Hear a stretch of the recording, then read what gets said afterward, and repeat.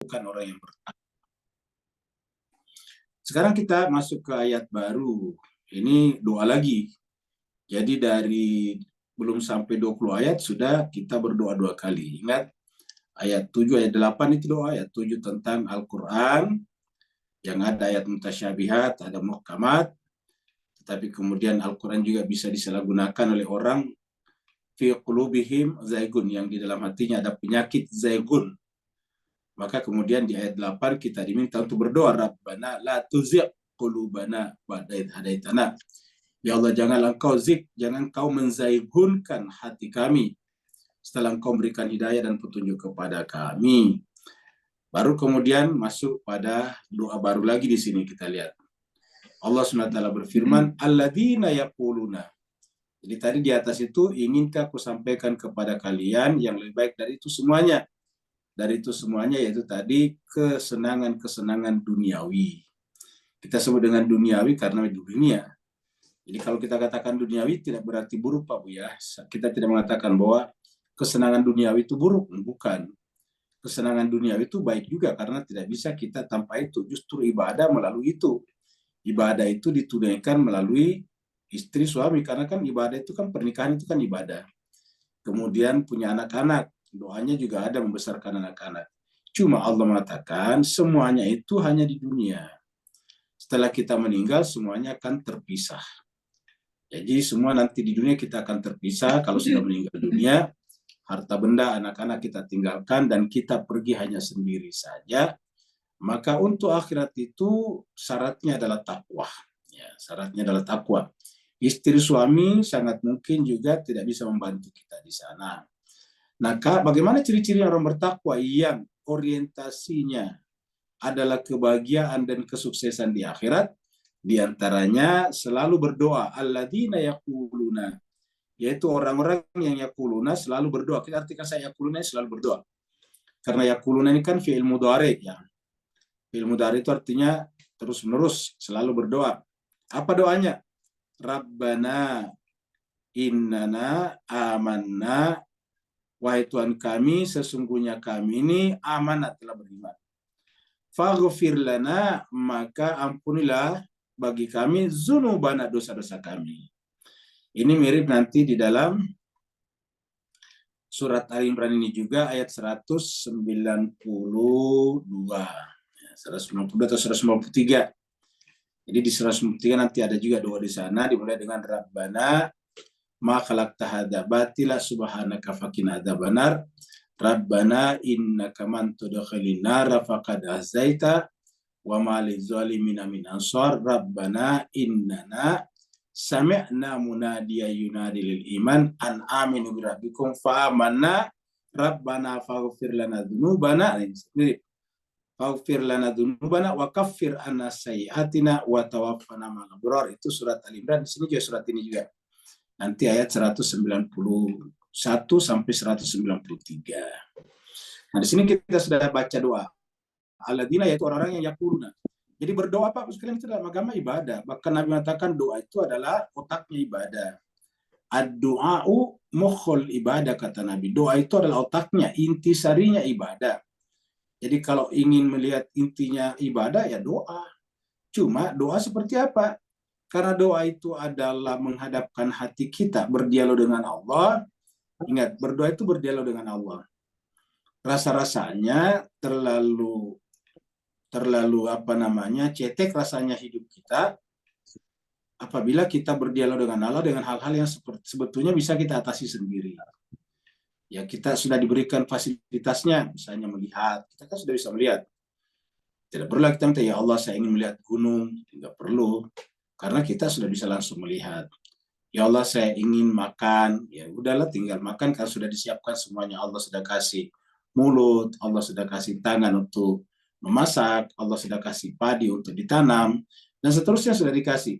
Nah, kalau dalam Al-Quran, doa-doa itu berkenaan dengan nasib kita nanti di akhirat. Jadi doa-doa dalam Al-Quran berkenaan dengan nasib kita di akhirat, berkenaan dengan jiwa kita. Seperti doa sebelumnya, ayat 8. Rabbana la tuzigh qulubana ba'da idh hadaitana wa hab lana min ladunka rahmatan innaka antal wahhab. Sedangkan berikutnya Rabbana innaka jami'un nasi liyaumil la raiba fi. Wahai Tuhan kami, kamu pasti akan mengumpulkan kita, kami semuanya. Karena kamu mengumpulkan manusia seluruhnya pada saat itu. Yaumin fi yaumil la raiba fi. Tidak ada keraguan padanya. Jadi kita akan dikumpulkan di sana. Jadi akhirat. Nah di sini juga Rabbana wahai Tuhan kami, innana sungguhnya kami amanah telah beriman. Jadi penegasannya dulu adalah iman dulu. Jadi wahai Tuhan kami telah beriman. Innana sungguhnya kami amanah telah beriman. Faghfir lana, maka ya Allah faghfir lana, ampunilah bagi kami apa dosa-dosa kami, zunubana. Jadi penekanannya ini zunubana, jangan sampai zunub kita ini nanti kita bawa sampai akhirat. Baru kemudian wakina adzabannar, jadi selalu ujungnya wakina adzabannar. Ya Allah jauhkanlah kami dari azab api neraka. Ini dalam Al-Quran ada 3 ungkapan seperti ini yang sama persis. Kina adzabannar. Jadi ada 3 dalam Al-Quran kata-kata yang sama dengan ini. Ya. Ada 3 ayat maksudnya. Yang pertama di surat Al-Baqarah ayat 207. Yang kedua di sini surat Ali Imran ayat 106, ayat 16 maksudnya. Dan yang ketiga nanti di surat Ali Imran juga ayat 191. Coba kita lihat di sini ayat-ayat ini ya. Ini surat Al-Baqarah ayat 201 maksudnya, bukan 207 Pak Ustaz. Ini 201 ya. Allah berfirman, wa minhum, dan diantara manusia, wa minan nas maksudnya, mayyaqulu, ada yang berkata, berdoa, Rabbana wahai Tuhan kami, atina, berikanlah kepada kami fid dunia, dalam kehidupan dunia ini, hasanatan, kemampuan untuk berbuat baik. Wa fil akhirati, dan di akhirat juga hasanatan, kebaikan bersama dengan orang-orang yang berbuat baik. Wakina, dan lepaskanlah kami, jauhkanlah kami, selamatkanlah kami, adzabannar, dari azab api neraka. Jadi wakina adzabannar ini sangat penting Pak Ibu sekalian. Jadi jangan sampai kita hanya berpikir tentang meminta hal-hal duniawi, minta mobil, minta ini, tapi kita lupa meminta ini Bapak Ibu sekalian. Karena di dunia ini Pak Ibu sekalian kan terbatas. Waktunya sangat terbatas. Sampai kapan ya? Sampai mati. Tapi kalau di akhirat tak terbatas. Ya. Akhirat itu tidak ada batasnya, tidak ada endingnya, tidak ada limitnya, tidak ada finalnya, tidak ada finishnya di sana. Begitu kita mati, pindah ke alam akhirat selama-lamanya. Ada yang bertanya, sampai kapan? Ya, tidak ada batasnya, karena kata sampai kapan itu berlaku di alam dunia. Kata-kata sampai kapan itu adalah pertanyaan ruang waktu namanya. Sedangkan akhirat, kita bukan lagi berada dalam ruang waktu. Makanya pertanyaan tentang kapan tidak berlaku. Karena kapan itu waktu, ya sampai di mana itu adalah ruang. Jadi dengan demikian, pertanyaan-pertanyaan itu tidak valid untuk alam akhirat. Jadi alam akhirat itu, karena kita sudah keluar dari ruang waktu, otomatis tanpa perlu pikir panjang, itu pasti tidak ada batasnya. Karena batas itu, baik batas waktu ataupun batas ruang, hanya ada di alam dunia yang merupakan alam ruang dan waktu ini. Maka kalau kita sampai di sana dan masuk neraka, na'udzubillahi min dzalik, tsumma na'udzubillahi min dzalik. Kenapa? Karena ini selama-lamanya juga. Itu sebabnya concern kita, perhatian kita sebetulnya adalah nanti di sana Bapak sekalian. Di dunia ini selemah-lemahnya kita, banyak yang bisa membantu kita. Ada negara yang memperhatikan warganya. Ada tetangga yang juga menolong tetangganya. Ada pertemanan di dunia. Tapi kalau di akhirat, nafsi. Maka inilah yang kita minta, wakina adzabannar. Ya Allah, jauhkanlah kami dari azab api neraka. Ini kita temukan juga dalam surat Al-Imran ayat 191 ini. Alladzina yadhkuruna Allah qiyaman. Orang-orang yang mengucapkan, mengingatkan. Yadhkuruna itu menyebut, berzikir, mengingat Allah. Qiyaman, dalam keadaan berdiri. Wa qu'udan, dalam keadaan duduk. Wa ala junubihim, dan dalam keadaan berbaring. Mereka ini siapa? Yaitu ayat sebelumnya mengatakan ulul albab. Ya, ulul albab itu adalah orang-orang yang selalu menyebut nama Allah dalam, atau kita sebutkan saya, merindukan Allah dalam keadaan berdiri, duduk ataupun berbaring. Wa yatafakkaruna fi khalqis samawati wal ardh, dan pikirannya diarahkan kepada penciptaan langit dan bumi. Karena penciptaan langit dan bumi ini luar biasa jemaah sekalian, rumitnya dan tapi sekaligus indahnya. Baru kemudian berdoa, Rabbana, wahai Tuhan kami, ma khalaqta hadza batila. Tidak mungkin kamu ciptakan ini semuanya dalam keadaan batil. Subhanak, maksud engkau ya Allah dari bermain-main dalam menciptakan sesuatu ataukah salah dalam menciptakan sesuatu. Semuanya adalah bil haq. Maka kalau ada yang salah, kesalahan itu dari kami, maka fakina, maka ya Allah peliharalah kami, jauhkanlah kami, lepaskanlah kami azab benar dari azab api neraka. Jadi ada 3 dalam Al-Quran. Surat Al-Imran 191, surat Al-Baqarah 201, dan ini surat Al-Imran ayat 16. Ya. Alladzina yaquluna rabbana innana amanna faghfir lana dzunubana wa qina adzabannar. Jadi Al-Quran ini harusnya menginspirasi kita, menginspire kita supaya apa? Supaya kita benar-benar perhatikan, concern kepada akhirat. Karena ini perkara yang sangat besar Bapak Ibu sekalian. Dikatakan dalam Al-Quran sedemikian besarnya perkara akhirat, seandainya kalian mengetahui kata Al-Quran, maka bayi-bayi yang baru lahir akan beruban. Sedemikian beratnya. Wanita-wanita yang hamil makan dengan melahirkan secara terpaksa. Begitu beratnya hari akhirat. Jadi oleh sebab itulah harusnya kita concernnya ke sana. Dunia ini kita berikhtiar saja, itu Allah pasti kasih karena hukumnya memang begitu. Di dunia ini hukum itu berlaku umum, berlaku adil. Orang yang tidak beragama, orang yang tidak percaya Tuhan saja, kalau dia berusaha dia dapat. Kata orang Arab, manjada wajada. Siapa yang berusaha bersungguh-sungguh dia dapat tanpa melihat agama dan kepercayaannya. Berdoa atau tidak berdoa dapat. Ya. Bahkan orang yang berdoa kalau tidak berikhtiar ya tidak dapat. Tapi kalau dia tidak berdoa tapi ikhtiar, dia dapat. Kenapa? Karena hukumnya di dunia adalah hukum aksi reaksi sebab akibat. Seperti itu. Kata orang Inggris, no pain, no gain. Kalau tidak ada usaha, ya tidak ada hasil. Jadi hasil itu dari usaha. Jadi makanya, concern kita terus sebetulnya adalah akhirat Bapak Ibu sekalian. Karena di akhirat tidak ada usaha. Di akhirat, nanti kalau kita sampai di akhirat, tidak ada lagi jadah. Tidak ada lagi usaha. Tidak ada lagi pain. Ya, yang ada hanya gain. Entah gainnya positif ataupun negatif. Nah, jadi inilah jemaah sekalian berbahagia yang diajarkan dalam Al-Quran ini muncul lagi di ayat 16. Begitu pentingnya kita berdoa, waqina, ya Allah jauhkanlah kami adzabannar. Di bulan Ramadan itu ada doa yang selalu kita ungkapkan, Rabbana, wahai Tuhan kami, jauhkanlah kami dari murkahmu dan berikanlah kepada kami ridhomu. Allahumma inna nas'aluka ridhaka wal jannah wa na'udzubika min sakhatika wan nar. Kan begitu kalau di bulan Ramadan selalu kita baca.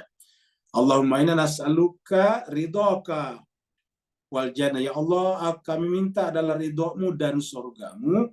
Wa na'udzubika dan kami berlindung kepadamu min sakhatika dari murkamu wan nar dan dari api nerakamu. Ya. Nah, jadi jemaah sekalian inilah pentingnya doa ini. Terutama waqina adzabannar. Kemudian ini masih pentingnya selalu kita mendekatkan diri kepada Allah, berdoa, bahkan termasuk di pagi hari sampai di pagi hari. Ya. Siapakah mereka tadi itu yang selalu berdoa tadi? Ya, seperti ayat sebelumnya tadi. Ya, jadi Rabbana ighfir lana dzunubana wa qina adzabannar. Baru kemudian siapakah mereka tadi sebelumnya dengan bertakwa? Ya, lilladzina taqau, bagi orang-orang yang bertakwa, maka mereka adalah ciri-cirinya. Ciri-ciri mereka tadi itu yang concern kepada akhirat, yang pikirannya, konsentrasinya kepada akhirat, yaitu as-sabirina, orang-orang yang sabar. Kenapa jemaah sekalian berbahagia? Beribadah itu butuh kesabaran. As-sabirina, sabar. Jadi syarat pertamanya Bapak Ibu yang sabar berbahagia ini sabar. Yang pertama. Ya. Baru kemudian was-sadiqina, selalu benar. Jadi as-sadiqina itu selalu ikut pada yang benar, ya, kepada yang benar. Jadi kata-kata yang benar di sini bukan hanya kita benar, tapi selalu bersama dengan yang benar. Mas-sadiqin, kamu gitu. Jadi as-sabirina, pertama sabar dulu, Kemudian as-sadiqina, sadik selalu benar. Kemudian wal qanitina, kemudian selalu kunut, berdoa. Qanit ini kunut, selalu berdoa, ya, bermunajat.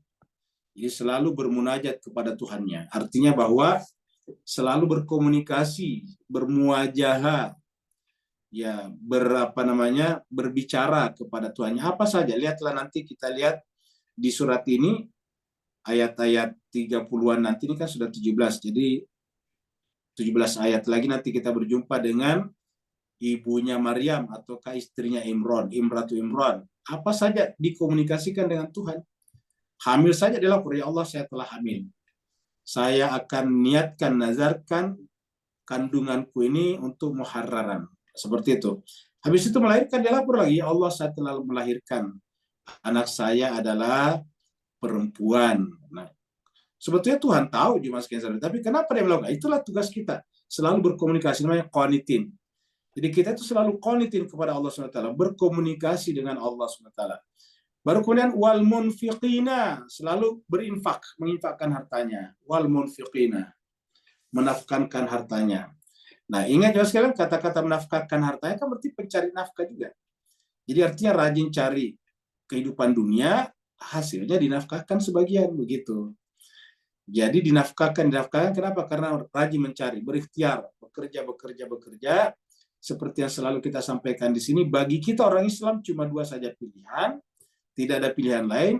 Yang pertama adalah menjadi pembelajar keras atau menjadi pekerja keras. Ya, cuma itu saja. Pembelajar keras atau pekerja keras atau dua-duanya. Cuma itu saja, tidak ada yang lain. Ya, jadi Islam kita itu adalah membuat kita harus belajar keras. Itulah sebabnya kita ayat pertamanya disuruh membaca Iqra dan menjadi pekerja keras. Itulah sebabnya kita diwajibkan bayar zakat, mengeluarkan infak, bahkan yang dianggap tinggi daripada ajaran agama adalah berhaji. Dan berhaji itu harus bi amwalikum wa anfusikum.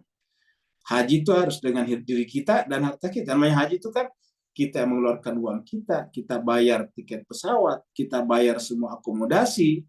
Terus setelah itu kemudian kita sendiri yang pergi, tidak boleh orang lain. Ya, seperti itu. Jadi namanya haji itu adalah bi amwal, harta dan diri. Jadi haji itu adalah puncak pertemuan harta dan diri. Karena kematian itu adalah ketika harta dan diri mencapai puncaknya, dan kemudian di puncak itu dia kemudian berpisah kembali. Diri berpisah dengan tubuhnya, diri berpisah dengan hartanya, dan diri kembali kepada Allah seorang diri di sana saja. Maka di sana ketika terjadi kebahagiaannya abadi, tapi kalau yang terjadi adalah penderitaannya abadi. Itulah sebabnya tadi doanya adalah waqina adzaban nar. Jadi yang keempat, wal munfiqin.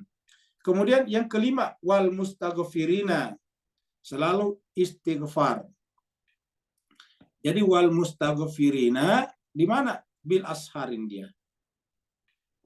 Jadi satu as-sabirina, sabar. Jadi Bapak Ibu sekalian, ciri-ciri orang beriman itu adalah sabar. Ya. Kemudian as-sadiqina, benar. Artinya selalu berada pada posisi yang benar.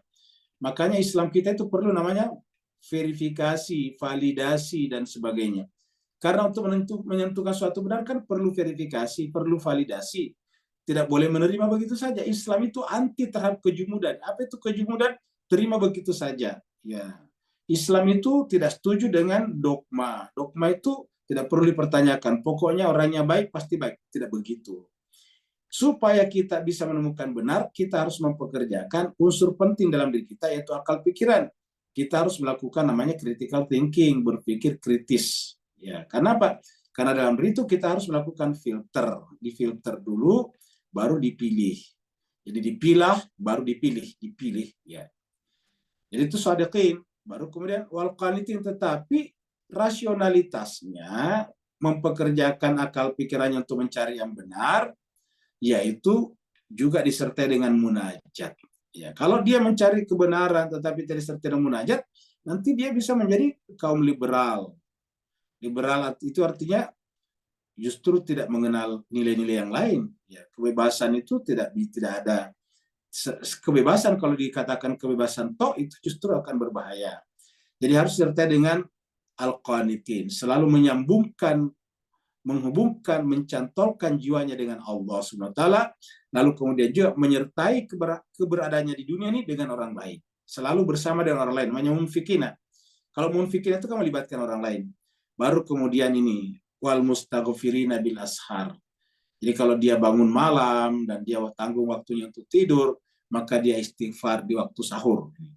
Wal mustaghfirina bil ashar. Jadi ayat ini menjelaskan kepada kita bahwa pentingnya wal mustaghfirina bil ashar. Coba kita lihat di sini. Kaitannya dengan wal mustaghfirina bil ashar. Ya. Kita lihat di sini. Ya. Allah berfirman, ini surat Az-Zariyat.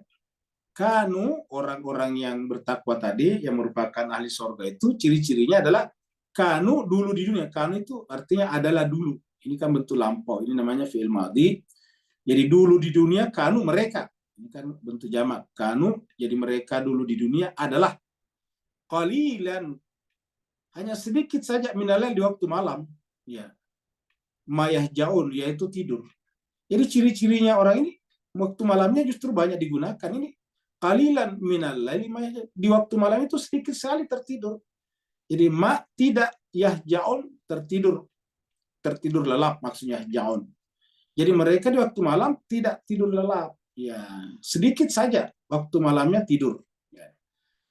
Artinya bahwa di waktu malam itu hanya sedikit saja tidurnya. Mereka tidak tidur. Ada kata-kata ini, sedikit saja di waktu malam mereka tidak tidur. Ya, maksudnya itu hampir-hampir mereka tidak tidur. Cuma sedikit saja mereka tidur. Jadi qalilan minal lail. Lalu apa yang dilakukan jemaah sekalian sebagai kalau tidak tidur di waktu malam hari ini? Wabil ashari, sampai waktu sahur, hum yastaghfirun. Jadi mereka sedikit sekali tidur di waktu malam, wabil ashar, dan di waktu sahur sama tadi ini, ashar juga ini. Al ashar sama tulisannya Pak Ustaz ini, al ashar. Ashar di sini adalah sahur ya. Ya. Kalau ashar seperti Universitas Al Azhar itu pakai Z, azhar ya. Jadi wabil ashar, dan di waktu sahur, hum yastaghfirun, mereka istighfar. Jadi wabil ashari hum yastaghfirun, dan di waktu sahur mereka yastaghfirun, mereka istighfar. Jadi wabil ashari hum yastaghfirun, di waktu sahur mereka istighfar. Jadi ini pentingnya istighfar Bapak Ibu sekalian. Jadi apa itu istighfar? Ya kembali kepada diri kita. Selalu yang kita ingat diri kita. Ya. Apa diri kita yang kita ingat? Ya dosa-dosa kita. Karena istighfar itu kan adalah dzunubana. Allahumma ghfir lana dzunubana. Jadi kalau istighfar di waktu subuh, di waktu sahur, kan artinya bahwa yang selalu mereka pikirkan adalah dosa-dosanya, noda-noda yang menempel di dalam mangkuk cawan hatinya. Kalau kita kan terbalik, yang kita pikirkan lagi-lagi dunia kita. Kita bangun malam, yang kita pikirkan lagi-lagi masalah-masalah yang sifatnya duniawi, kan begitu jemaah sekalian. Nah, yastaghfirun itu artinya yang dipikirkan adalah dosanya. Jadi kata-kata yastaghfirun, mereka istighfar, berarti yang selalu mereka pikirkan adalah dosa-dosa mereka. Bagaimana kalau tiba-tiba sebentar siang dia meninggal dunia, sementara masih banyak dosa-dosanya.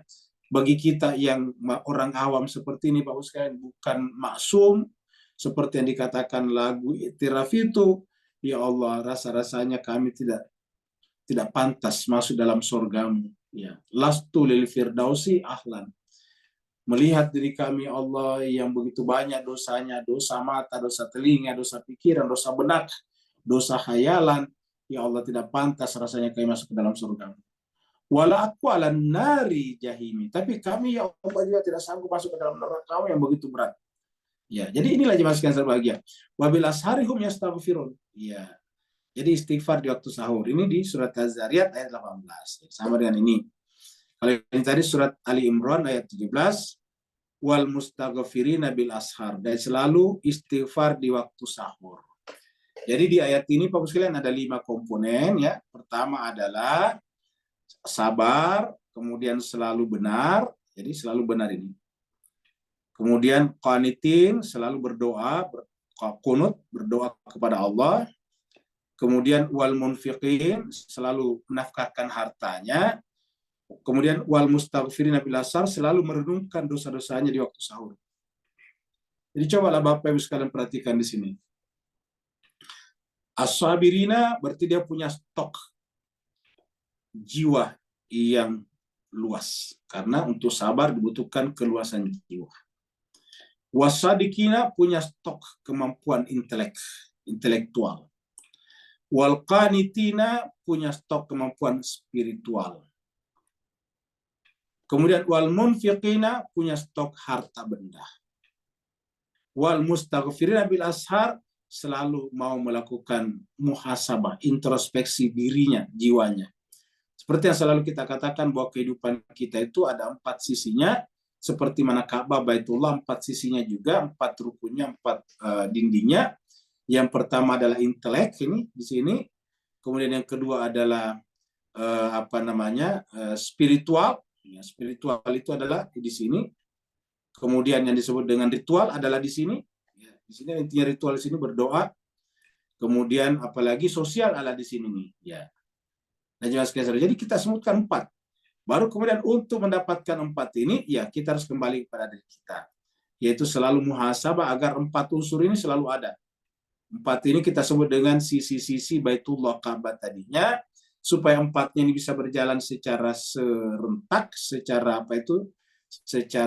paralel, tidak ada yang tertinggal, tidak ada yang pincang, maka selalu harus muhasabah. Jadi yang kita muhasabah diri kita, bukan orang lain. Selalu wal mustaghfirina bil ashar. Jadi di waktu pagi selalu banyak istighfar. Nah, jelas kayak saudara, namanya istighfar itu tidak harus duduk termenung, tetapi dalam keadaan berdiri, duduk pun, di kursi atau di mobil kita bisa istighfar. Kita bisa juga merenungkan diri kita. Banyak yang bisa kita pertanyakan kepada diri kita, terutama tentang jiwa kita, nodanya, dosa-dosanya yang selama ini kita lakukan. Sekarang kita masuk pada ayat 18.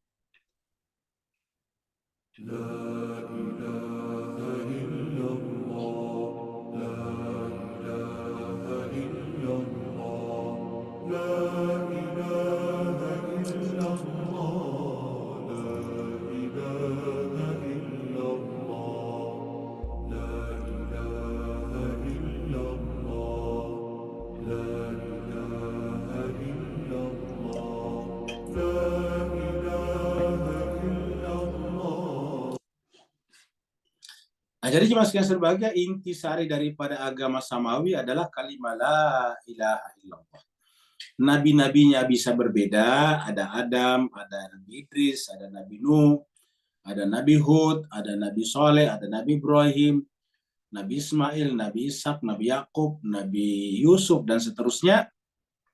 Tetapi intinya sama. Intinya ada di sini yang kita lihat tadi di ilustrasi kita. Intinya ada di sini. Ya.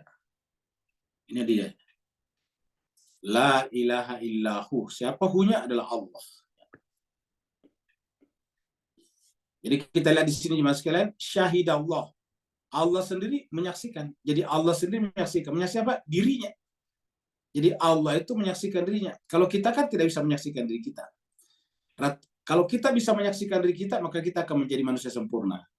Tapi karena kita hanya menyaksikan di luar diri kita, menyebabkan kita banyak dosa. Jadi jarang di antara kita menyaksikan diri. Makanya tadi di awal kita di waktu sahur istighfar, baru perhatikan kepada diri kita. Muhasabah namanya. Atau dalam Al-Quran dikatakan wa fi anfusikum afala tubsirun. Dan di dalam diri kalian kenapa tidak perhatikan? Jadi di dalam diri kalian kenapa tidak perhatikan? Nah, jadi kita jarang perhatikan diri kita. Kita perhatikannya kan di luar. Bercita-cita untuk membeli sesuatu sudah kepikiran. Misalnya kita mau beli mobil atau kereta. Mungkin kepikirannya sudah 1 tahun. Ya setahun kita akan beli mobil apa, kita mau beli rumah lagi, sudah kepikiran. Nah, jadi jarang sekali kita mikirkan diri kita. Sementara Allah itu adalah syahid Allah. Dia menyaksikan dirinya. Kata menyaksikan diri itu artinya tidak ada gap antara dirinya dengan dirinya. Kira-kira gitulah. Antara zatnya dengan dirinya. Jadi Allah adalah cuma satu, diri itu sendiri. Tidak ada dualitas. Kita sampaikan bahwa Allah itu zatnya tidak terstruktur, tidak tersusun, tidak murakab. Jadi kalau dikatakan syahid Allah, Allah menyaksikan siapa? Ya Allah menyaksikan Allah, dirinya menyaksikan dirinya. Kenapa? Tidak ada dualitas di sana. Syahid Allah, Allah menyaksikan.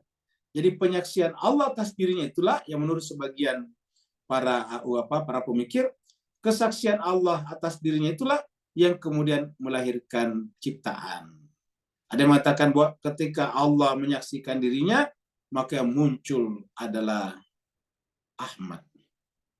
Ketika Allah menyaksikan Ahmad, maka yang muncul adalah Muhammad. Nah, seperti itu. Jadi ada kata-kata seperti itu.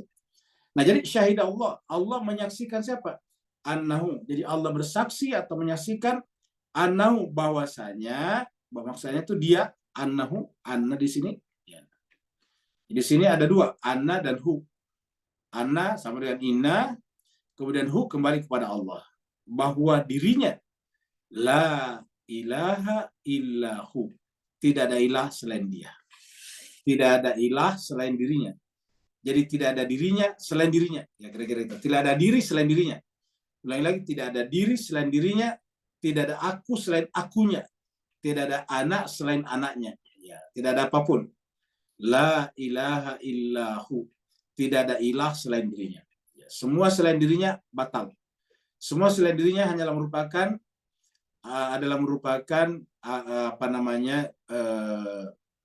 bayangan saja, manifestasi.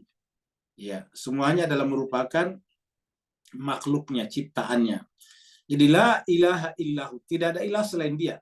Di apa saja yang kita bicarakan, kita bicara tentang roh, bicara tentang nabi, bicara tentang rasul, bicara tentang iblis, bicara tentang sorga, neraka, itu semuanya adalah selain dirinya. Ya, semuanya adalah kita sebut dengan makhluknya. Jadi tidak ada apapun selain daripada dirinya. Ya, jadi tidak ada apapun selain dirinya. Yang ada hanya dia. Dia tunggal. Semua harus ditolak. Semua harus dinegasikan. Semua harus eliminir. Semua harus ditiadakan. La ilaha illallah. Jadi dia sendiri menyaksikan. Nah, apa yang bisa kita tangkap dari sini, Pak Bos sekalian? Nih, perhatikan lagi. Karena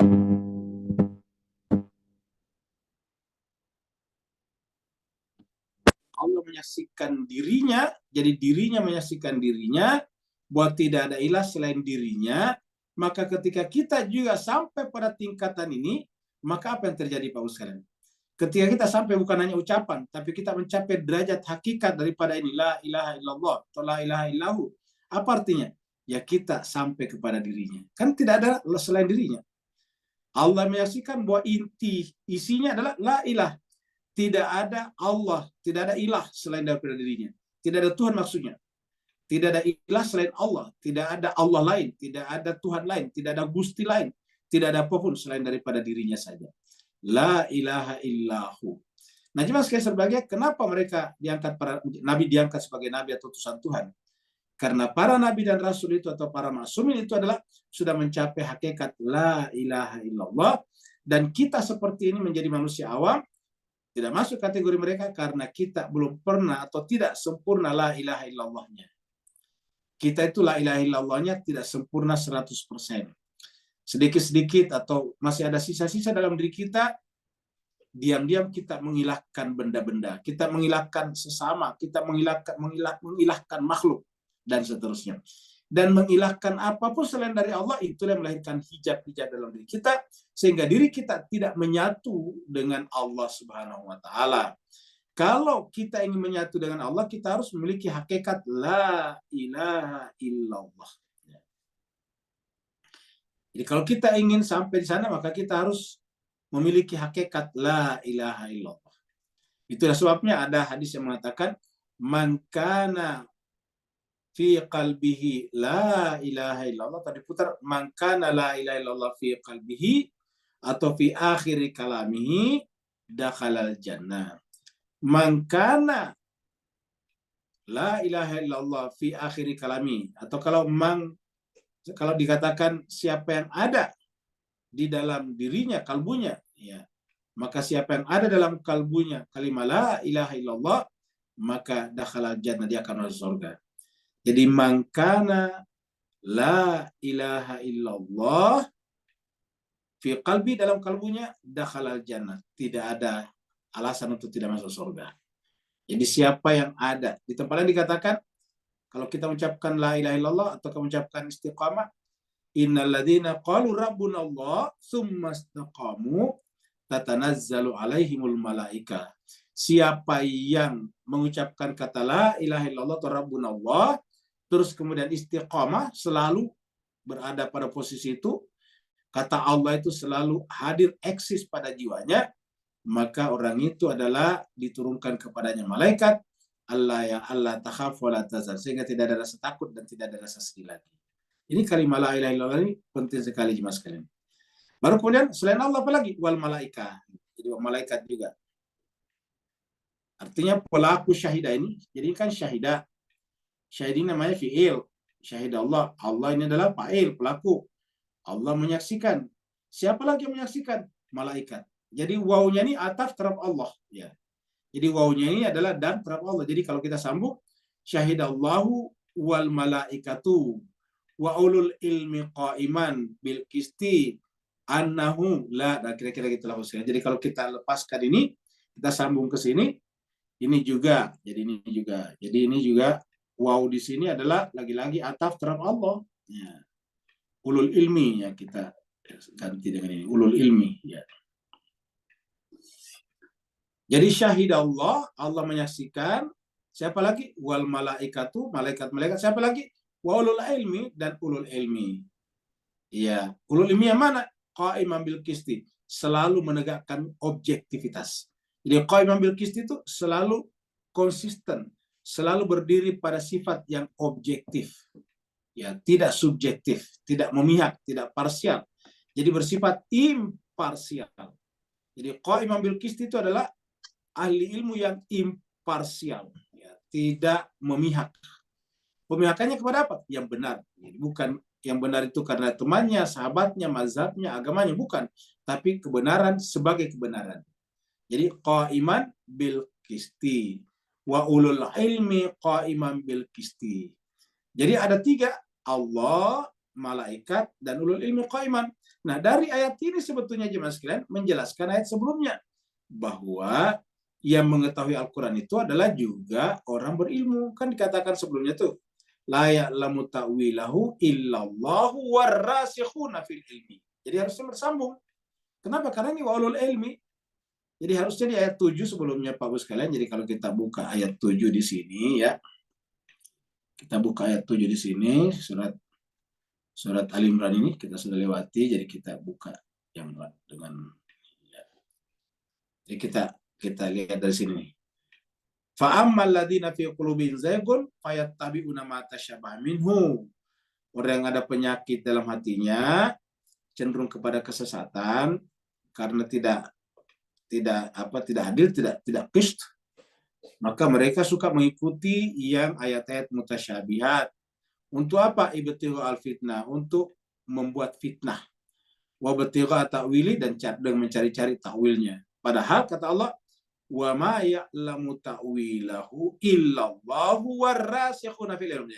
Jadi kalau kita harusnya tidak ada titik ini, ya, tidak ada koma di sini, tidak ada mim di sini. Harus sambung di sini nih, harusnya tidak ada tanda-tanda, langsung illallahu warrasikhuna fil ilmi. Ya. Jadi tidak ada yang bisa mengerti takwilnya, maksud takwilnya itu adalah makna asli daripada Al-Qur'an kecuali Allah sendiri karena dia penuturnya. Warrasikhuna fil ilmi, dan orang mendalam ilmunya. Warrasikhuna fil ilmi ini lain disebut di sini dengan ulul ilmi qa'iman bil qisti. Jadi kalau dia rasikhuna fil ilmi, maka dia harus juga qa'iman bil qisti, selalu menegaskan sifat objektivitas, tidak memihak. Jadi penganjur kebenaran itu tidak boleh memihak, tidak boleh menjadi mak comblang. Nggak tahu di kita di Singapura atau Malaysia tahu namanya mak comblang apa itu namanya itu. Memfasilitasi pihak-pihak tertentu ya untuk melanggar aturan, nah itu namanya comblang. Jadi kalau ulama yang sesungguhnya tidak boleh seperti itu. Ulul ilmi kan ulama ya. Ulul ilmi qa'iman bil qisti, yang benar-benar qa'iman, menegakkan, berdiri bil qisti, pada pijakan yang paling objektif dan rasional. Bil qisti. Qisti ini artikan juga jujur ya. Jadi syahidallahu annahu la ilaha illahu wal malaikatu wa ulul ilmi qa'iman bil qisti. Jadi sampai jadi pelakunya kita ulangi lagi ada tiga. Yang pertama Allah, yang kedua malaikat-malaikat, yang ketiga ulul ilmi qa'iman. Ulul ilmi qa'iman bil qisti ini satu urutan di sini. Ahli ilmu atau ulama yang qa'iman bil qisti, yang menegaskan sikap imparsial atau objektif ya. Tiga ini. Jadi orang berilmu di sini disetarakan dengan malaikat, disetarakan dengan Allah, walaupun urutannya ada, malaikat baru ulul ilmi. Tapi maksudnya disebutkan satu bagian, sama-sama apa? Sama-sama syahidah, sama-sama mencapai musyahadah. Jadi sama-sama mencapai musyahadah. Kalau Allah tentu tidak mencapai karena musyahadah itu sendiri. Tapi malaikat di sana, ulul ilmi mencapai di sana. Ya. La ilaha illahu, tidak ada ilah selainnya. Jadi lagi-lagi Pak Ustaz, di ayat ini 2 kali muncul. Dan di sini muncul lagi ini, ya sama juga. Ya. Jadi dalam satu ayat muncul kata 2 kali la ilaha illahu. La ilaha illahu. Ya. Cuma di sini ditambah dengan sifat atau nama daripada Allah, dia yaitu Al-Azizul Hakim. Dia adalah yang maha perkasa, yang maha mulia, Al-Hakim, dan sekaligus maha bijaksana, maha mengetahui hukum-hukum semuanya. Sumber dari segala hukum adalah dia, maka disebut dengan Al-Hakim. Jadi, syahid Allah, kemudian malaikat, kemudian ulul ilmi qa'iman, apa yang disaksikan? Annahu la ilaha illahu. Kenapa la ilaha illallah? Karena la ilaha illahu itulah yang merupakan asas daripada agama samawi semuanya. Jadi saya kira Bapak sekarang jelas ya, ayat 81 ini. Kita lihat lagi di sini ya. Kita lihat di surat An-Nisa ini ya. Ya ini dia. Pentingnya tadi bersikap qist. Ya ayyuhalladzina amanu, orang beriman, kunu, ya, jadilah qawamin. Ini sama-sama dengan kata qama. Qawamin ini kalau di sini tadi. Sini tadi kita lihat ini qaiman sama ya. Qaiman bil qisti. Di sini katakan ya ayyuhalladzina amanu kunu qawamin. Ya. Jadi jadilah penegak bil qisti dengan seadil-adilnya. Qawamina. Nah, kalau di sini tadi adalah qaiman sama ya. Kalau di sini qawamina bil qisti. Syuhada, saksi nih. Ya. Jadi kita pun disuruh menjadi syuhada. Lillah, semata-mata untuk Allah, lillah ya. Walau ala anfusikum, walaupun terhadap diri kita sendiri. Awil walidaini, ataupun kepada orang tua. Wal akrabina, kerabat-kerabat. Jadi kita harus bersikap jujur, objektif. Jadi walaupun itu adalah diri kita, kalau salah kita harus katakan salah, mengaku salah. Kemudian orang tua kita, walaupun orang tua kita itu orang tua kita yang paling besar peranannya kepada kita untuk melahirkan kita ke dunia ini, tapi kalau salah ya kita katakan salah. Wal akrabina, begitu dengan kerabat kita, sepupu kita, paman kita, ponakan kita, bibi kita, maci, paci kita. In yakun ganiyan, kalau orang itu kaya, au fakiran, ataupun fakir, maka ketahuilah Allah aula bihima. Kalau dia kaya dan karenanya kamu segan kepada kekayaannya, ketahuilah Allah lebih kaya daripada orang itu.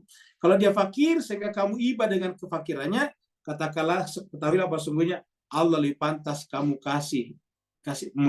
memberikan kasih sayang, ibah, empati kepadanya. Kenapa? Semuanya bermula dari Allah. Fallahu aula bihima.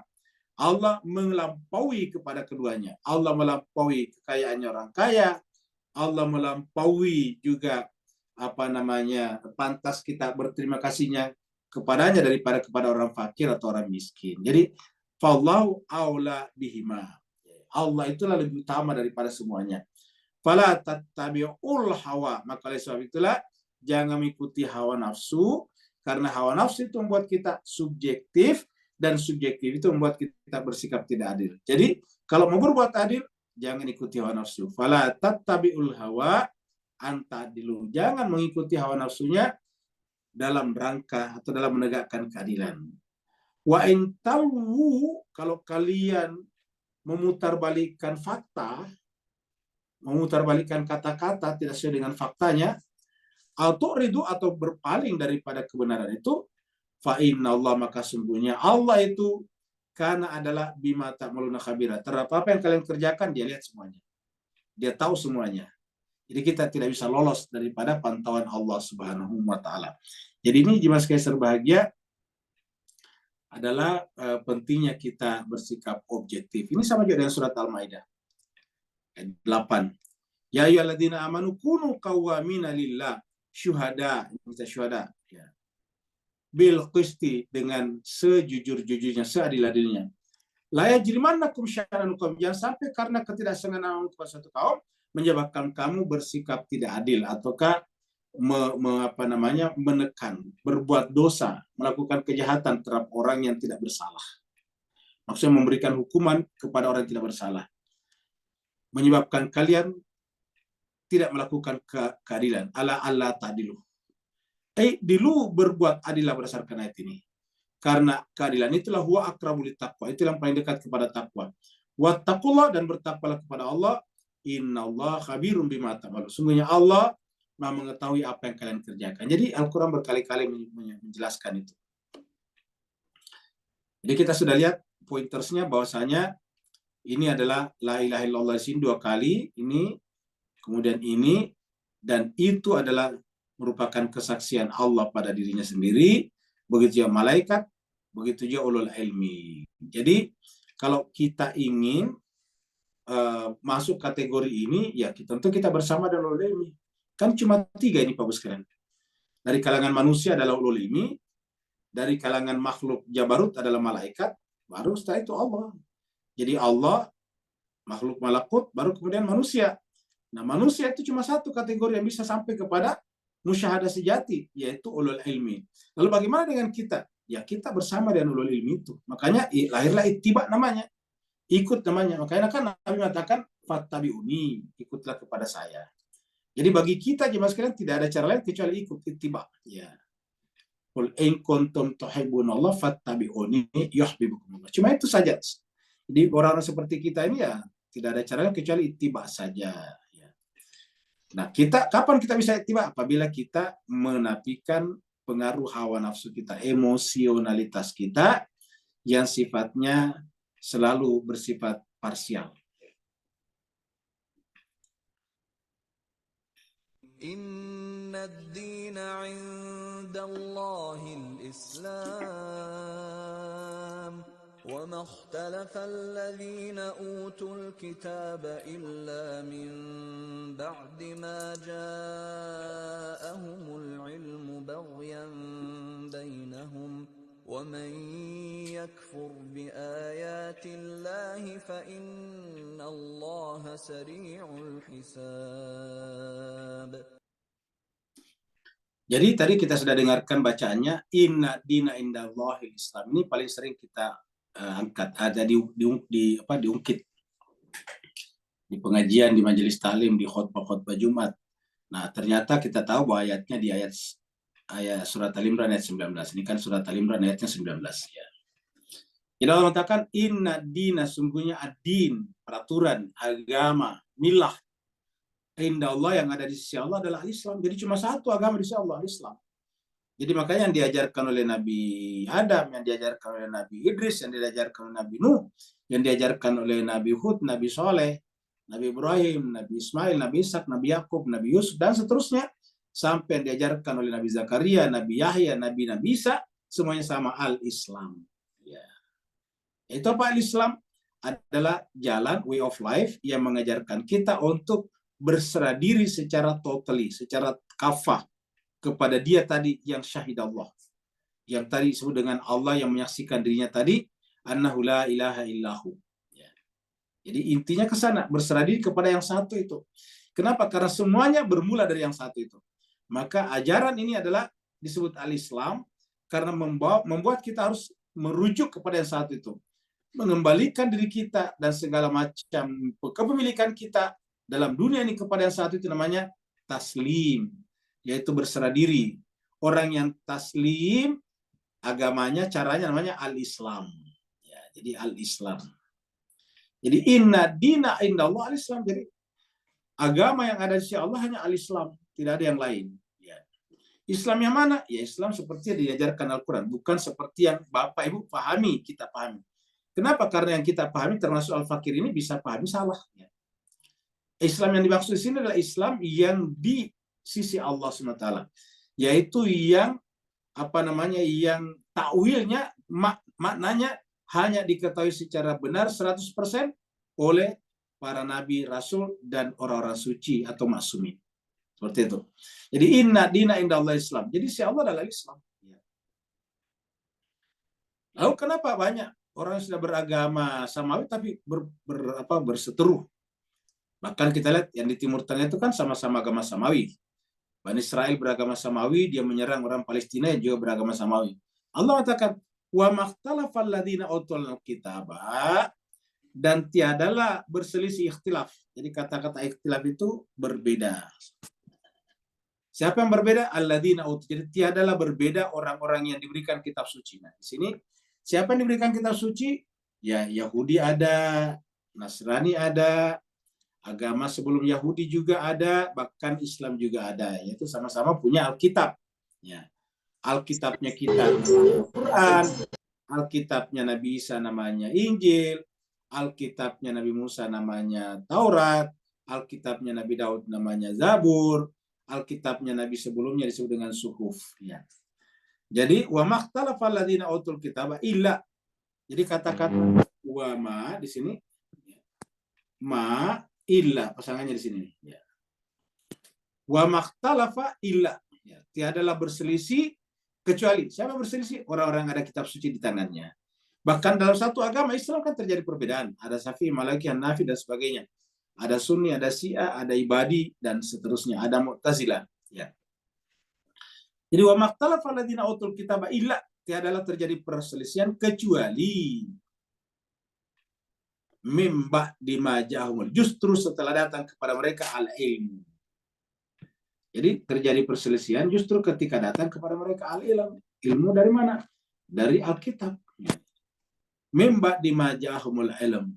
Kenapa kira-kira? Karena orang-orang tidak mengikuti ulul ilmi qa'iman bil qisti tadinya. Tidak mengikuti ar-rasikhuna fil ilmi. Jadi ketika yang kita ikuti bukan ulul ilmi qa'iman bil qisti seperti di ayat 18 tadi, atau kalau yang kita ikuti bukan orang yang disebut dalam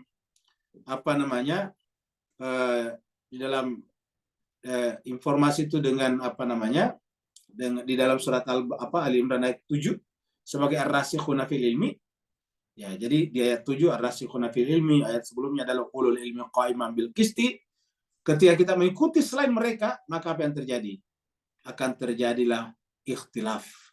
Kenapa? Karena di antara orang-orang yang belum mencapai derajat ulul ilmi qa'iman bil qisti atau ulama yang belum mencapai derajat ar-rasikhuna fil ilmi, maka selalu ada kedengkian, bagian. Selalu ada. Kenapa? Kan belum objektif, masih ada kepentingan. Ya, kalau ada ulama lain muncul yang lebih banyak diikuti, bisa muncul iri hati. Kenapa? Ini bisa menyangkut masalah perebutan pengaruh. Dan bagi sebagian orang pengaruh adalah pendapatan. Coba lihat Mas Keser bagian. Jadi ada bagian. Jadi terkadang saling iri, saling menyerang itu bukan karena masalah kebenaran, tetapi karena pengaruh. Karena pengaruh melahirkan konstituen. Konstituen melahirkan, mohon maaf, pendapatan. Ya, jadi bukan masalah pendapat kata para ahli, tapi pendapatan. Maka lahirlah bagian ya, di antara mereka bainahum. Maka oleh sebab itulah berkali-kali kita katakan bahwa yang disebut dengan ulul ilmi qa'iman bil qisti atau karrasikhuna fil ilmi, dia tidak punya kepentingan apa-apa. Seperti kata Nabi, saya tidak pernah minta apa-apa dari kalian. Kenapa? Karena urusan itu urusan Allah. Saya menyampaikan apa yang Allah ingin sampaikan kepada kalian, maka persoalan saya kembalikan kepada Allah. Seperti itulah. Jadi makanya kita sudah sampaikan berkali-kali dalam Al-Quran sampaikan, mau nabi-nabi itu mengatakan la as'alukum alaihi ajra in ajriya illa Allah rabbil alamin. Saya tidak pernah minta upah dari kalian karena upahku adalah urusannya Allah Subhanahu wa taala Rabbul alamin. Jadi inilah jemaah sekalian. Jadi terjadilah bagian. Padahal ini sudah ada kata Islam di sini, tapi bisa terjadi kenapa? Ada bagian. Lihatlah kita saksikan Pak sekalian. Ini fakta yang terjadi di masyarakat kita, ya. Akhirnya umat juga nantinya terkapling-kapling. Karena ada umat juga yang fanatik terhadap ustadz tertentu.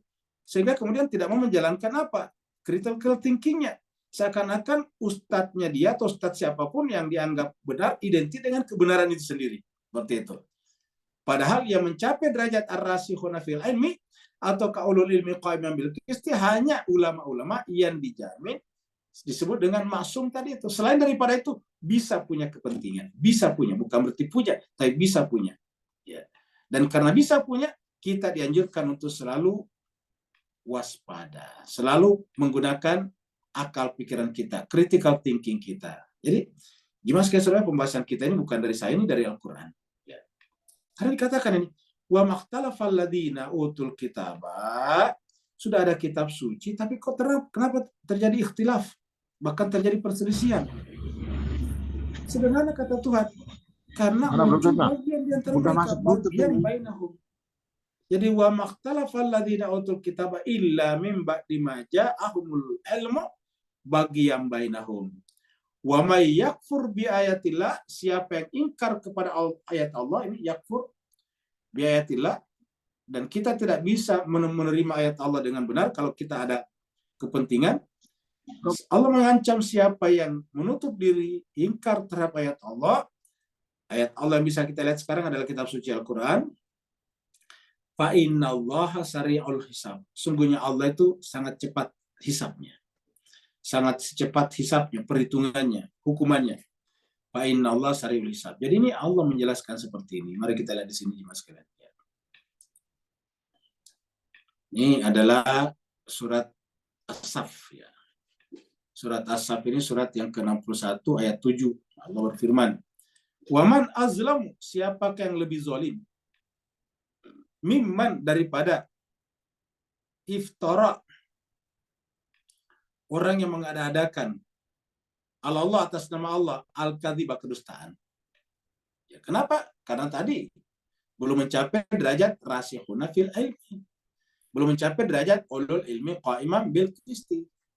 Wa huwa yud'a ila Islam, padahal dia dipanggil kepada Islam. Ya.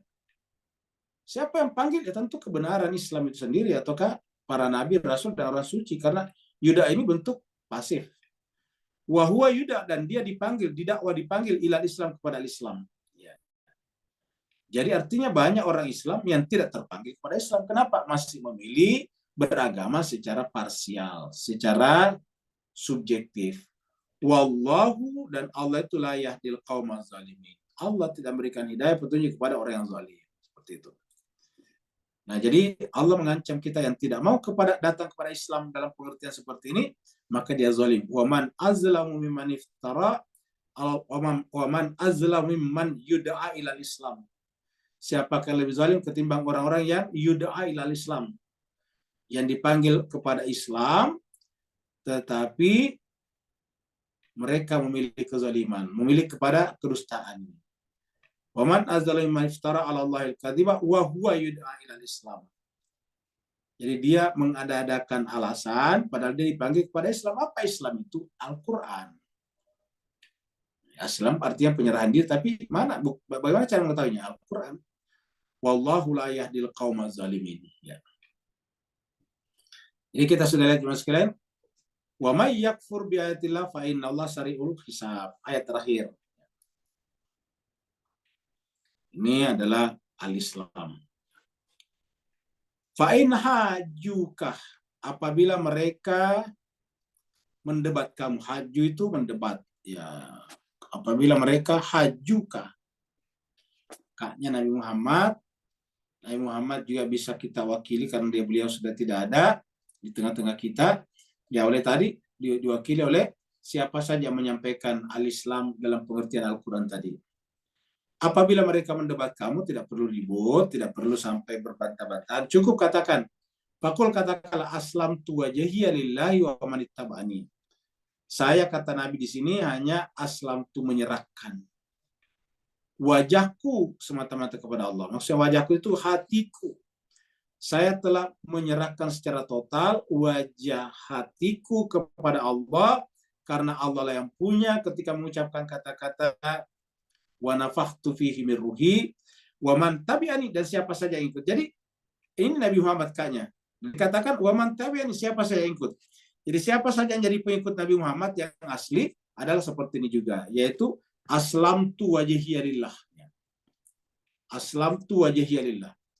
Jadi fa'in hajuka faqul aslamtu wajhiya lillah wa man ittabani. Waqul, dan katakanlah lilladzina, kepada orang-orang yang utul kitab, diberikan kitab suci.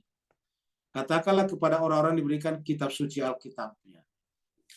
Wa qul lil ladzina utul kitab, termasuk Islam kan, Islam juga diberikan kitab suci.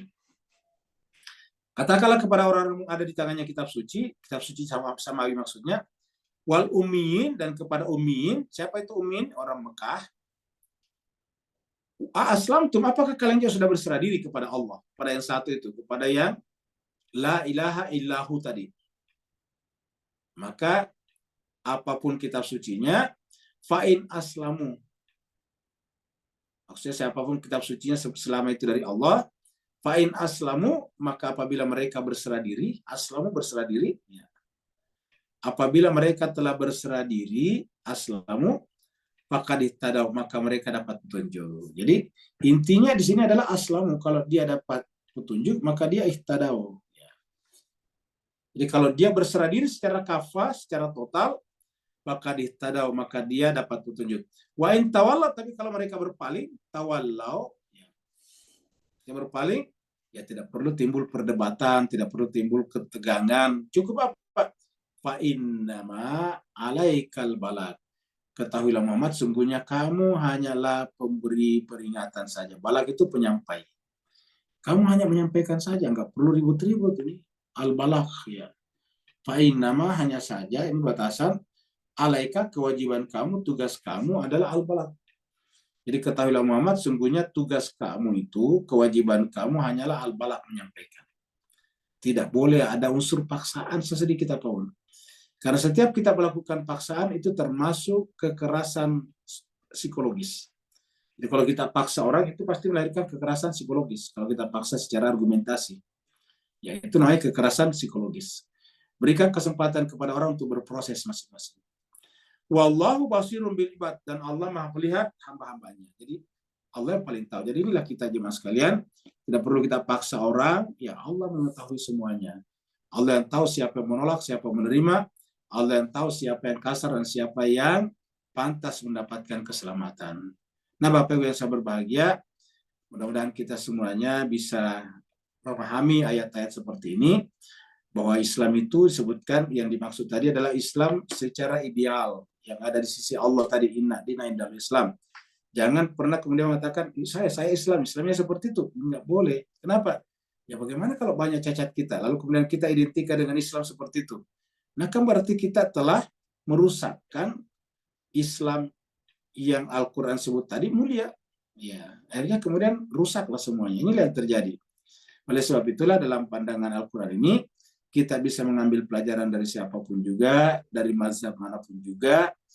Kalau itu benar, maka kita harus mengambilnya. Makanya tadi sebelum berbicara tentang ini, diceritakan dulu sebelumnya ciri-cirinya, orang yang benar itu adalah shadiqin, selalu mencari yang benar. Terima kasih banyak atas perhatian Bapak Ibu sekalian. Mohon maaf atas segala kekurangan. Ulangi lagi, kalau ini dari Allah, kalau ini benar pasti dari Allah. Kalau apa yang Al-Fakir sampaikan itu adalah buruk, itu adalah dari Al-Fakir sendiri, dan mohon jangan diambil, jangan juga diikuti, jangan disimpan apalagi di dalam hati. Yang disimpan dalam hati hanyalah yang datang dari Allah SWT, karena itu adalah kebenaran hakiki. Terima kasih banyak. Yang mau bertanya dipersilakan. Waalaikumsalam. Waalaikumsalam warahmatullahi wabarakatuh. Silakan Pak Nur.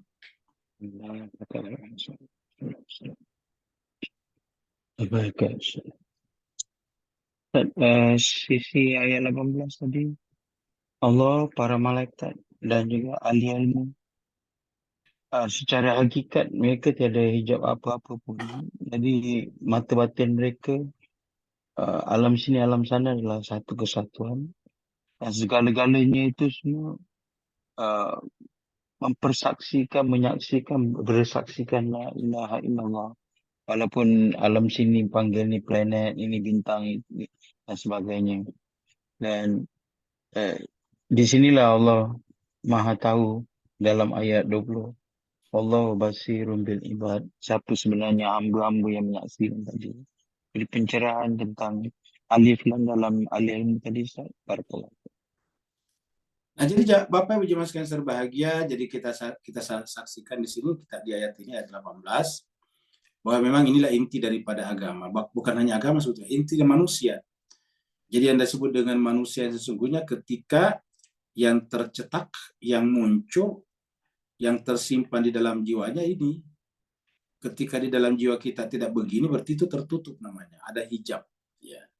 Aslinya, hakikatnya, ya asli itu hakikat artinya ya, memang begitu. Contohnya gini, air itu cairan-cairan yang kita seperti minum kopi, minum teh dan sebagainya, minum cendol, itu kan semuanya aslinya air, hakikatnya air. Tetapi kemudian kan sudah mengalami kontaminasi. Kalau kita minum kopi, tidak disebut minum air lagi. Kenapa? Karena ada kopinya. Bahkan mungkin ada gulanya, ada susunya. Kita minum teh juga begitu. Aslinya air, tapi ada campuran teh. Sehingga kita tidak mengatakan minum air, tapi minum teh. Nah, tapi aslinya teh itu hakikatnya adalah air. Teh itu tambahan. Ya, jadi teh itu tambahan ke dalam air. Kopi ya begitu, aslinya air. Kopi itu tambahan di sana. Kita minum susu juga tambahan. Kita minum teh tarik, begitu juga tambahan saja semuanya. Jadi aslinya adalah air. Jadi yang asli, yang murni itu air. Ya. Begitulah juga. Intinya, aslinya manusia itu adalah la ilaha illallah. Itu yang ada dalam jiwanya, yang kita sudah pelajari di surat, sering kita angkat di dalam surat yang ketujuh, surat Al-Araf ayat 172 itu, yaitu ayat alastu birabbikum qalu bala syahidna. Kan begitu. Kita mengatakan ya syahidna. Jadi kita mengatakan di situ, ya Allah, selain engkau menyaksikan, selain malaikat, saya juga, kami juga syahidna. Kan begitu. Bala syahidna. Ya. Kami menyaksikan Tuhan. Jadi seakan-akan kita masukkan diri kita di sini. Memang aslinya masuk di situ. Nah, ketika kemudian kita tidak lagi murni ini, kan tambahan tadinya. Ada kopi di dalamnya, ada teh, ada jahe di dalamnya, macam-macam. Jadi sehingga tidak kelihatan lagi air aslinya. Nah, seperti itulah. Makanya tugas kita sekarang adalah kembali mengeluarkan tambahan-tambahan tadi. Kopinya kita singkirkan, tehnya kita singkirkan, dan seterusnya. Sehingga kemudian kembali kepada air aslinya, kepada fitrahnya. Dan yang saya berbahagia, kita tidak bisa melakukan manipulasi. Tuhan ini kopi tapi teh juga, air juga, tidak bisa. Kenapa? Tadi di ayat terakhir dikatakan wallahu basirun bil ibad. Allah tahu persis semua perbuatan kita. Jadi inilah yang harus kita simpan baik-baik dalam dalam jiwa-jiwa kita masing-masing. Jadi jalan dalam jiwa-jiwa kita masing-masing. Tidak boleh ada selain ini. Jadi perjuangan kita dalam beragama, Pak Ustaz, sebetulnya sederhana ini. Ya, kelihatannya kita belajar bahasa Arab, belajar Al-Quran, belajar filsafat, macam-macam. Tapi sebetulnya intinya adalah bagaimana caranya mengembalikan ini hadir kembali pada diri kita. Sebetulnya tetap hadir, tapi dia tertutup. Sehingga dia muncul kembali sebagai satu-satunya entitas. Sebagai satu-satunya, unsur yang ada di dalam jiwa kita. Unsur-unsur yang harus kita singkirkan. Inilah sebetulnya tujuannya. Nah, kita berjuang sampai kapan? Sampai mati untuk ini. Ya, sampai mati. Para maksumin, para nabi dan rasul sudah mencapai derajat itu, sementara kita hanya berusaha untuk ittiba kepada mereka. Mudah-mudahan jemaah sekalian, dengan kita belajar terus-menerus, kita coba ma'rifat. Karena kalau kita sudah sampai di sini, berarti kita sudah ma'rifat kepada Allah. Dan kita bisa ma'rifat kepada Allah kalau kita ma'rifat kepada diri sendiri. Karena seperti kata para ahli tasawuf, man arafa nafsahu faqad arafa rabbah. Berikutnya lagi. Assalamualaikum Ustaz. Silakan Ustaz Aidin. Ya, syukur. Masya Allah. Saya langsung aja Ustaz. Pada pelajaran Irfan kita kemarin Ustaz ya. Ini juga yang masih di depan kita ini, saya pengen sedikit pendalaman Ustaz ya. Ketika ayat berapa ya? Apa? Innani anallah la ilaha illa ana fa'buduni. Surat Thaha. Salata li zikri. Itu gitulah anunya kemarin. Nah, pada ayat tersebut saya ingin mengatakan bahwa itu deklarasi Tuhan gitu loh. Nah, masuk di sini itu penjelasannya Ustadz ya. Menurut saya penjelasannya di sini bahwa sesungguhnya yang bisa menyaksikan itu hanya orang-orang dia, para malaikat dan ulul ilmi imam bil qisti. Ulul ilmi di sini Ustadz ya, ini ya ada penjelasannya lebih rinci ya di sini. Di sini penegasannya di imam bil qisti. Kalau hanya ulul ilmi tapi tidak imam bil qisti, mungkin tidak masuk, tidak bisa syahid Allah gitu kan. Kalau saya pahami Ustaz. Mohon penjelasannya. Assalamualaikum warahmatullahi wabarakatuh. Waalaikumsalam warahmatullahi wabarakatuh. Saya kira benar. Jadi kata kuncinya ulul ilmi di sini ada pada ini qaiman bil qisti. Ya. Karena qaiman di sini namanya hal yang memiliki kondisi, keadaan, sifat qaiman bil qisti. Kalau tidak memiliki qaiman bil qisti, ini banyak. Ulul ilmi ini banyak dari seluruh penjuru dunia, dari seluruh agama-agama ada. Tetapi yang qaiman bil qisti itu sangat sedikit. Ya, tidak sedikit ilmuwan itu bersifat subjektif. Ya. Oleh sebab itulah harus qaiman bil qisti. Jadi kata kuncinya di sini kalau menyebut malaikat tidak ada kata itu. Kenapa? Karena malaikat otomatis tidak perlu ini. Allah apalagi. Tapi karena Allah sudah al-qist itu sendiri. Allah adalah al-adal itu sendiri. Tapi manusia termasuk para ilmuwan tidak selamanya. Bisa saja misalnya para ilmuwan itu pada saat melakukan penelitian dia objektif, mencari virus, mencari bakteri. Tapi dalam perbuatan dan tindakan sehari-harinya belum tentu qaiman bil qisti. Mungkin pada saat dia masuk di laboratorium, di lab, dia adalah objektif. Tapi tindakan sehari-harinya dalam berpihak di masyarakat, itu belum tentu qaiman bil qisti. Nah, yang dimaksud sini qaiman bil qisti ini adalah selamanya. Karena qaiman di sini menjadi fa'il. Qaiman, fa'il dalam bentuk hal. Jadi, qaiman, selalu dalam keadaan menegakkan al-qist, dimanapun, kapanpun. Bukan hanya pada saat dia berpikir, bukan hanya pada saat dia membaca buku, bukan hanya pada saat dia masuk di laboratorium, di lab, tetapi anytime, anywhere, selalu qaiman bil qisti. Jadi ulul ilmi qaiman bil qisti. Inilah dia jemaah sekalian berbahagia pembatasan. Jadi ulul ilmi, tetapi tidak semua ulul ilmi. Pembatasannya adalah qaiman bil qisti. Muqayyadnya dari sini. Qaiman bil qisti. Dia harus menegakkan kebenaran. Nah, jemaah sekalian, contoh yang paling konkret misalnya kasus Gaza misalnya. Kasus Gaza, untuk mengetahui apa orang itu benar atau tidak, ulul ilmi atau benar atau tidak, kita lihat berpihak kemana di sana. Ya masa orang kerjanya membunuh orang-orang lalu kemudian dipihaki atau dibela, kan itu bukan qaiman bil qisti. Ya. Sehingga kata-kata para demonstran di Eropa pun mengatakan bahwa untuk membela Palestina tidak perlu menjadi orang Islam, tidak perlu menjadi orang Palestina, tidak perlu menjadi orang Arab, tidak perlu menjadi Nasrani, cukup menjadi manusia dalam pengertian yang sungguhnya. Jadi seperti itulah qaiman bil qisti. Jadi saya kira benar kita berikan kata kunci di sini atau penekanan, yaitu bahwa ulul ilmi di sini tidak selamanya, tetapi qaiman bil qisti. Yang di dalam surat ayat 7 tadinya, surat Al-Imran ayat 7 disebutkan ar-rasikhuna fil ilmi. Ar-rasikhuna fil ilmi itulah yang sebetulnya adalah include di dalamnya qaiman bil qisti. Berikutnya lagi Pak Uskilem. Di chatroom, Ustaz. Baik, kalau begitu kita ke chatroom dulu ya. Kita lihat dari Pak Burhan, ulul ilmu ya ulul ilmi, yang bertumpu pada mereka yang telah Allah tetapkan, bagaimana pula kepahaman bagi yang tidak sampai kepada kepahaman tersebut, dan menganggap ulul ilmu itu adalah para dai yang menyampaikan agama dan lalu timbul berpuak-puak, berkelompok-kelompok dan sentimen. Bagaimana untuk menetralkan hal ini? Ya, pertama tadi kita ikuti juga cara-cara tadi, yaitu tidak boleh memihak, kita juga tidak boleh memaksakan pendapat kita. Ya, kita hanya bergaul dengan masyarakat secara biasa, tetapi berdiskusi dengan orang yang memang mau berdiskusi dengan kita, berkomunikasi dengan orang berkomunikasi dengan kita, sambil menyampaikan yang benar itu sebagai kebenaran. Karena tadi kalau memang dia misalnya yang bersangkutan berpihak kepada yang salah, tetapi karena memang pengetahuannya hanya itu, artinya bukan diniatkan, bukan dimaksudkan, ya saya kira dia bisa kembali kepada kebenaran. Yang tidak bisa kembali kebenaran kalau dia tahu kebenaran, tetapi sengaja dia mencampakkan, sengaja meninggalkan. Yang tadi disebut dengan kadzabu bi ayatina, sengaja mendustakan, ataukah sengaja menutup diri, nah itu dia baru tidak bisa.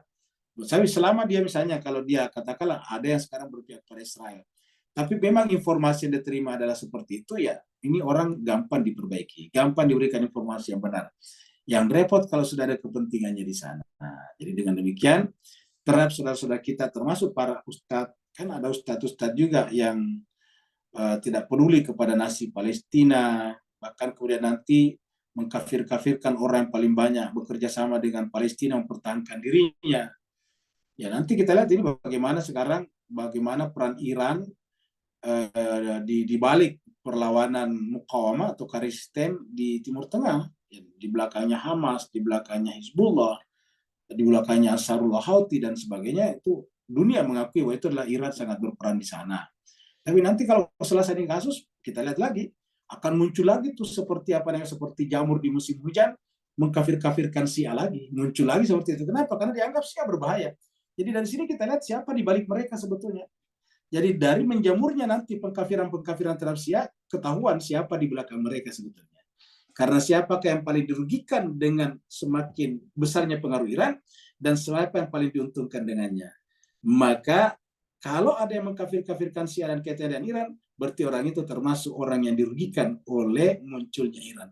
Berarti dia adalah bagian daripada Israel di belakangnya.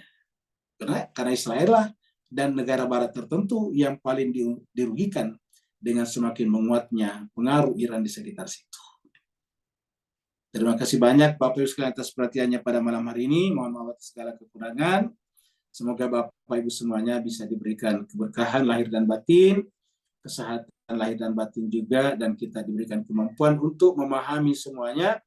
Paling tidak kita sedapat mungkin, kalau tidak bisa mencapai rasikhuna fil ilmi, atau tidak bisa menjadi ulul ilmi qaiman bil qisti, karena itu berat, maka paling tidak kita menjadi pengikut mereka dengan setia dan taat. Terima kasih banyak. Wassalamualaikum warahmatullahi taala wabarakatuh. Waalaikumsalam warahmatullahi wabarakatuh. Sama-sama bosku. Ya, assalamualaikum warahmatullahi wabarakatuh. Terima kasih Bu Ayu. Terima kasih Ustaz. Ya, sama-sama.